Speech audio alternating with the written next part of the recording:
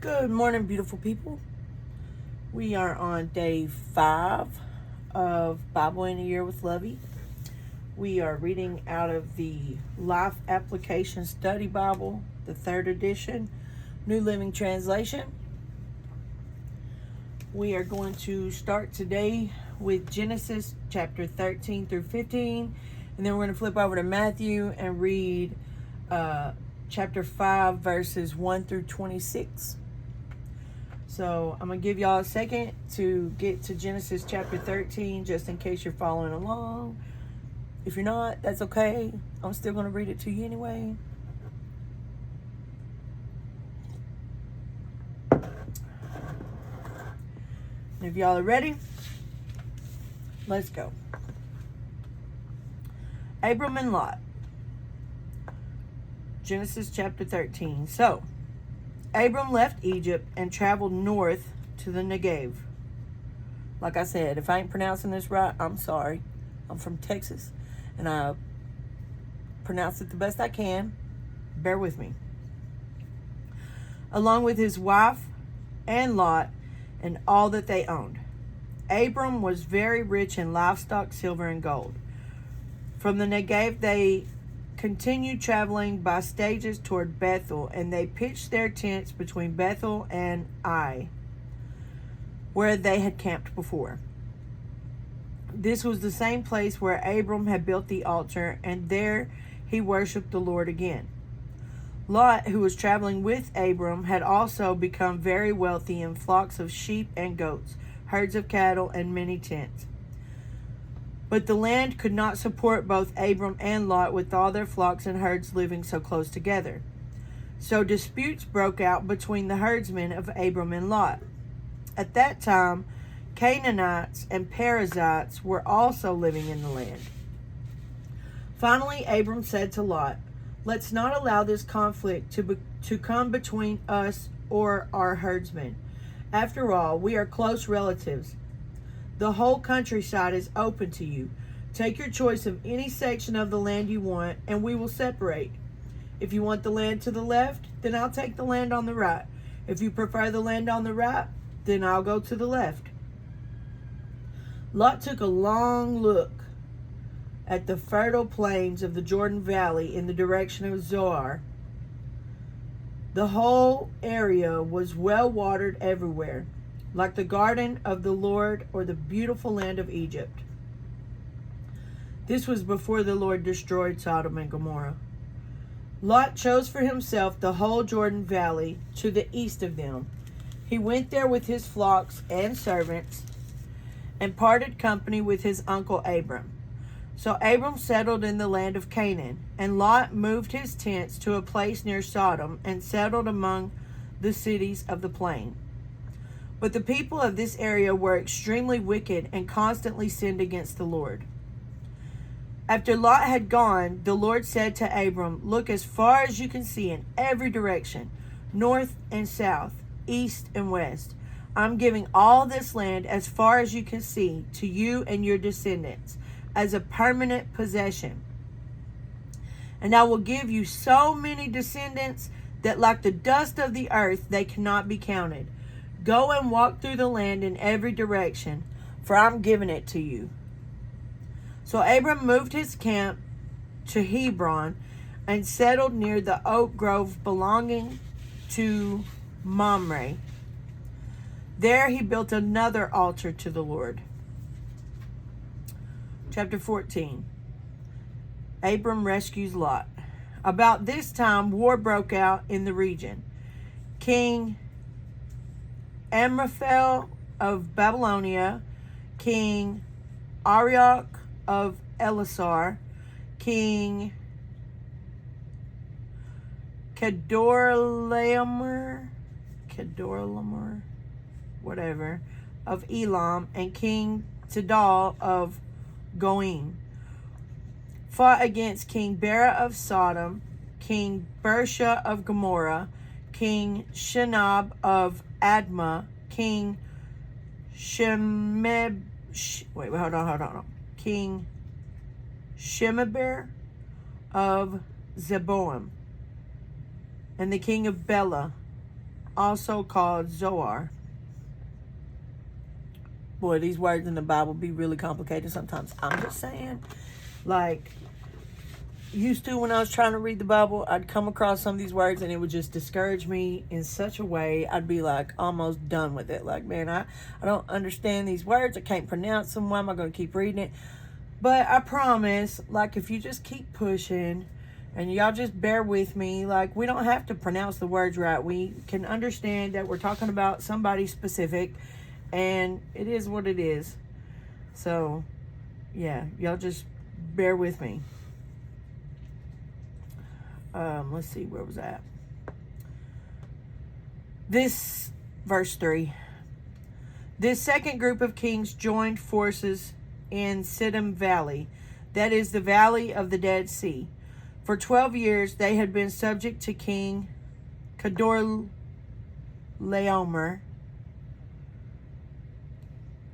but in the 13th year they rebelled against him.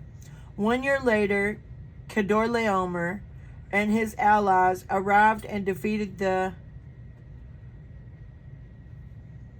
Rephites at Ashtaroth Karnaim, the Zuzites at Ham, the Emites at, hold on, how do I pronounce that? Shavekiriathaim, whatever, and the Horites at Mount Seir, as far as El Paran at the edge of the wilderness. Then they turned back and came to En Mishpat, now called Kadesh, and conquered all the territory of the Amalekites and also the Amorites living in Hazazon Tamar. Then the rebel kings of Sodom, Gomorrah, Admah, Zeboim, and Bela, also called Zoar, prepared for battle in the valley of the Dead Sea. They fought against King Kedorlaomer of Elam, King Tidal of Goim, King Amraphel of Babylonia, and King Arioch of Elasar. 4 kings against 5. As it happened, the valley of the Dead Sea was filled with tar pits. And as the army of the kings of Sodom and Gomorrah fled, some fell into the tar pits, while the rest escaped into the mountains. The victorious invaders then plundered Sodom and Gomorrah and headed for home, taking with them all the spoils of war and the food supplies. They also captured Lot, Abram's nephew, who lived in Sodom, and carried off everything he owned. Mind you, Sodom was a pretty rich man, according to what we just read a while ago. So, I mean, they carried off a lot of stuff, you know.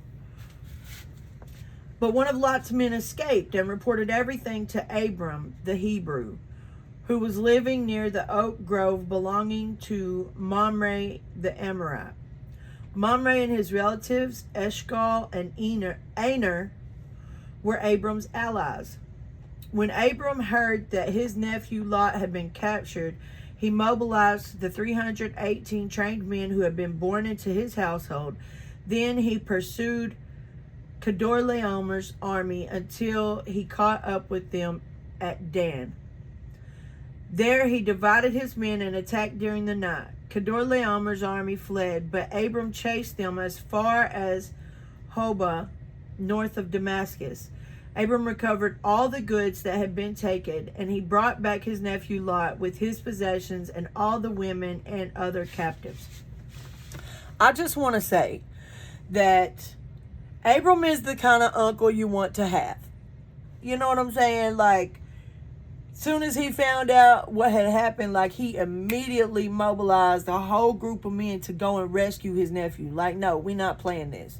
I'm going to get him back, and I'm going to get all his possessions back. I'm just saying, that's the kind of uncle you want to have. So, after Abram returned from his victory over Kedorlaomer and all his allies, the king of Sodom went out to meet him in the valley of Shaveh. That is the king's valley.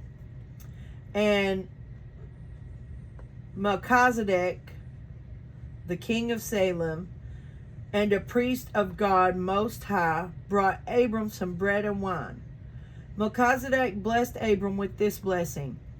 Blessed be Abram by God Most High, creator of heaven and earth, and blessed be God Most High, who has defeated your enemies for you.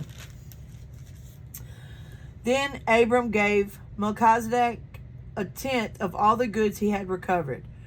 The king of Sodom said to Abram, give back my people who were captured, but you may keep for yourself all the goods you have recovered.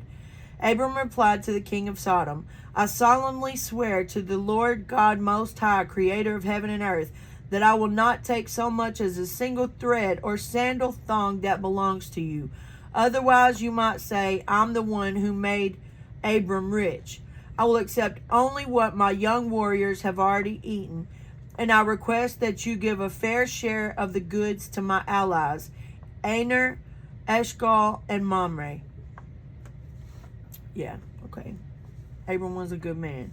He was more than fair in that situation. But also, have you ever, had somebody give you something for them to like throw it back up in your face? That's pretty much what Abram is saying right there. Like, look, I'm not going to take anything extra because I'm not going to have you running around saying that you gave me all this. Like, I only have this because of you. You know what I'm saying? He's like, no, I'm not. You're not going to get the praise for the things that I have. So be weary. Just be mindful of accepting gifts from people. Use good discernment. Not everybody has pure intentions. Some people just want to like give you something or bless you with something so they can go back and tell other people so they can like glorify themselves. So if it's not a God thing, then it's not a good thing. All right, chapter 15. God promises a son to Abram. Sometime later, the Lord spoke to Abram in a vision and said to him, do not be afraid, Abram, for I will protect you, and your reward will be great. But Abram replied, O sovereign Lord, what good are all your blessings when I don't even have a son? Since you've given me no children, Eliezer of Damascus, a servant in my household, will inherit all my wealth. You have given me no descendants of my own. No one of my servants will be my heir. No. I said that wrong. You have given me no descendants of my own, so one of my servants will be my heir. Sorry about that. Then the Lord said to him, no, your servant will not be your heir, for you will have a son of your own who will be your heir. Then the Lord took Abram outside and said to him, look up into the sky and count the stars if you can. That's how many descendants you will have. And Abram believed the Lord, and the Lord counted him as righteous because of his faith. He counted him as righteous because of his faith. What do you believe in God for? Do you have complete faith in God? Can you honestly say that you're walking in faith? Because I'm going to tell you what, my journey to find faith has been like one of disobedience. Like I'm just now stepping into the things God told me to do a long time ago. Because I'm like, how is it going to work? I want to question God continually. Well, you're telling me to do this, but if I do this, how am I going to... You can't, you just have to trust that God's going to provide. You have to trust that if he says he's going to do something, he's going to do it. And so, God counted Abram as righteous because of how strong his faith was. I want God to count me righteous. Like I know I've sinned and fallen short of the glory of God. I also know that I completely turned my life around when I gave it to him, and that when I gave him my surrender, I really did. Building my faith up was a process though, And so I want my faith to be so strong that I know without a shadow of a doubt that God counts me as righteous because my faith is that strong. And I think we should all try to get to that place, you know. Anyways, verse 7. Then the Lord told him, I am the Lord who brought you out of Ur of the Chaldeans. I give you this land as your possession. To give you this land as your possession. But Abram replied, O sovereign Lord, how can I be sure that I will actually possess it? The Lord told him, bring me a 3-year-old heifer, a 3-year-old female goat, a 3-year-old ram, a turtle dove, and a young pigeon. So Abram presented all these to him and killed them. Then he cut each animal down the middle and laid the halves side by side. He did not, however, cut the birds in half. Some vultures swooped down to eat the carcasses, but Abram chased them away. As the sun was going down, Abram fell into a deep sleep, and a terrifying darkness came down over him. Then the Lord said to him, Abram, you can be sure that your descendants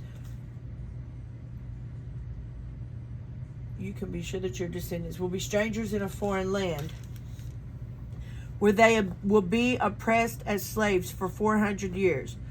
But I will punish the nation that enslaves them, and in the end they will come away with great wealth. As for you, you will die in peace and be buried at a ripe old age.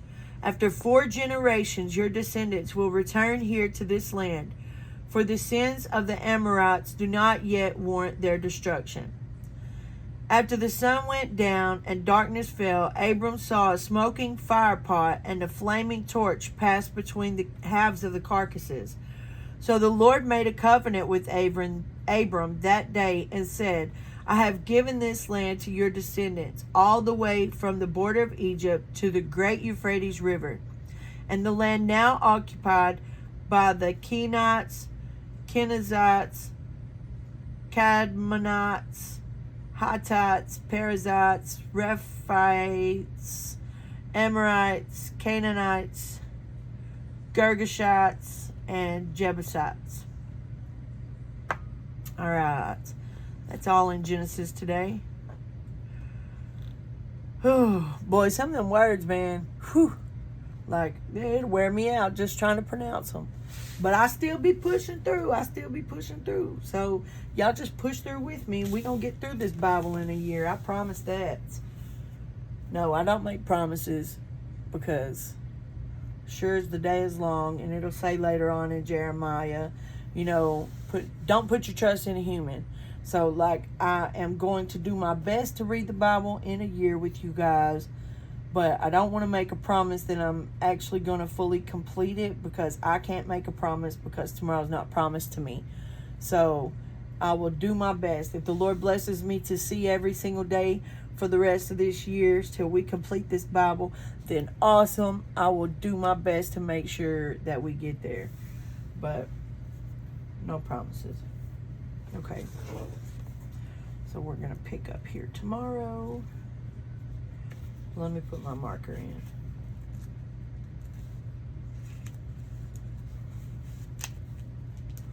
All right, now we're going to flip over to Matthew chapter 5.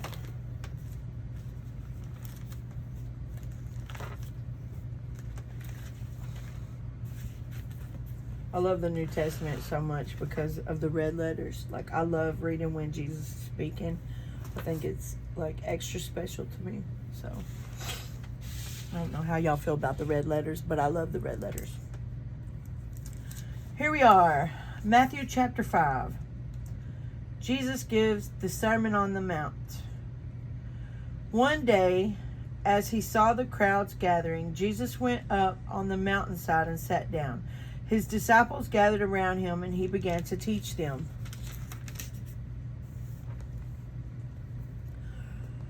God blesses those who are poor and realize their need for him, for the kingdom of heaven is theirs.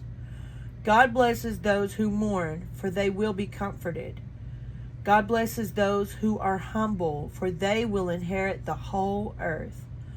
God blesses those who hunger and thirst for justice, for they will be satisfied. God blesses those who are merciful, for they will be shown mercy. God blesses those whose hearts are pure, for they will see God. God blesses those who work for peace, for they will be called the children of God. God blesses those who are persecuted for doing right, for the kingdom of heaven is theirs. God blesses you when people mock you and persecute you and lie about you and say all sorts of evil things against you because you are my followers. Be happy about it. Be very glad, for a great reward awaits you in heaven.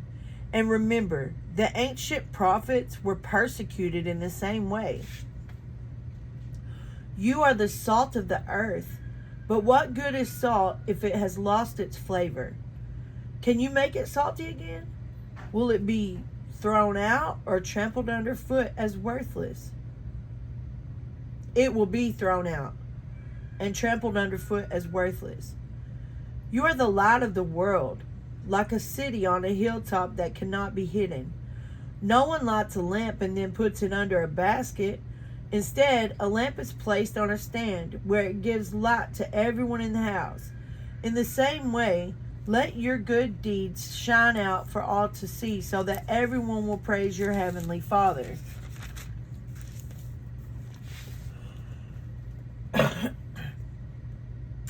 Don't misunderstand why I have come. I did not come to abolish the law of Moses or the writings of the prophets. No, I came to accomplish their purpose.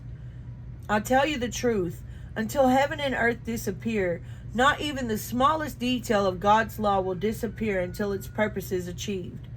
So if you ignore the least commandment and teach others to do the same, you will be called the least in the kingdom of heaven. But anyone who obeys God's laws and teaches them will be called great in the kingdom of heaven.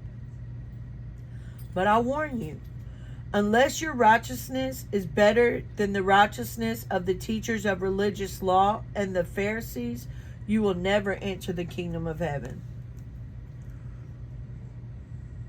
You have heard that our ancestors were told, you must not murder. If you commit murder, you are subject to judgment.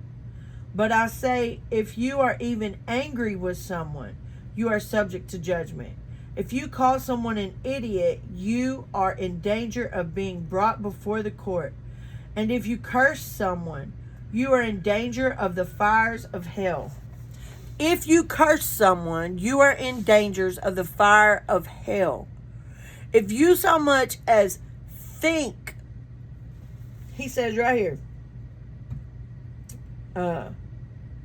you must not murder. If you commit murder, you're subject to judgment. But I say, if you're even angry with someone, you're subject to judgment. In other words, if you're even thinking these things, if you're so like, you just have to walk in peace.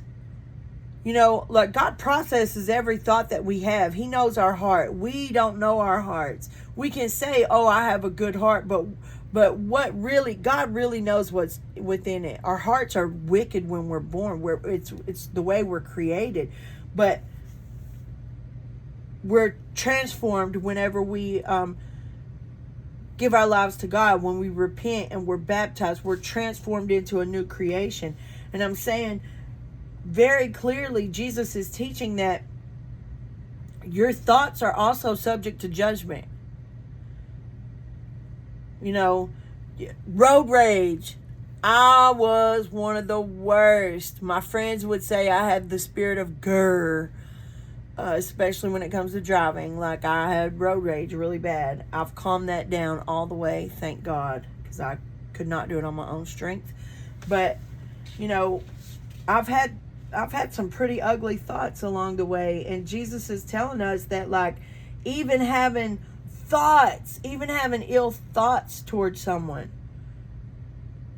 will cause you to be judged. So we have to learn to take control of our thoughts, and you can do it. You can take control of your thoughts. You know, it's a process, but you can do it. You just have to be willing. Anyways, verse 23. So, if you are presenting a sacrifice at the altar in the temple and you suddenly remember that someone has something against you, leave your sacrifice there at the altar, go and be reconciled to that person. Then come and offer your sacrifice to God. When you are on the way to court with your adversary, settle your differences quickly. Otherwise, your accuser may hand you over to the judge, who will hand you over to an officer, and you will be thrown into prison.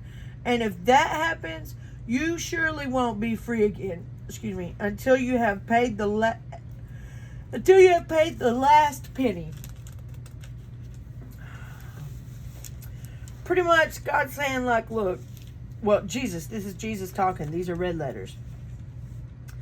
Look, man, settle your own differences. Like, if you messed up, if you're in the wrong, man, even if you're not in the wrong, if you're at odds with somebody, one of you has to be the bigger person. If you're claiming to be a child of God, if you're trying to walk by faith and by the scriptures, by the word, if you're trying to lead a righteous life, sometimes you just have to be the bigger person and be like, look, I still love you. I apologize for my part in whatever, happened between us. And you're in my prayers, and, whatever. Whatever has to be said to make things right. We're called to a higher purpose. We're called to a higher standard. Like, settle disputes among yourselves. I mean, he's saying right here that settle your disputes quickly before you even make it to court. Because otherwise you get to court and the person who's accusing you can very well have you thrown in prison. Like, why we can't settle this amongst ourselves, Now, I'm not saying in any way that if something, somebody killed your brother, I'm not saying that person shouldn't face the penalty of justice. I'm also not saying you have the right to go kill that person because they killed your brother. It's a process, and you have to just let the process handle itself.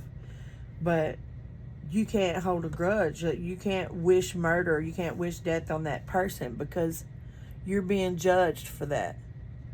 We're called to forgiveness. Like, when I say we're called to a higher standard as children of God, as followers of the way, as believers of Jesus Christ, we're called to a much higher standard.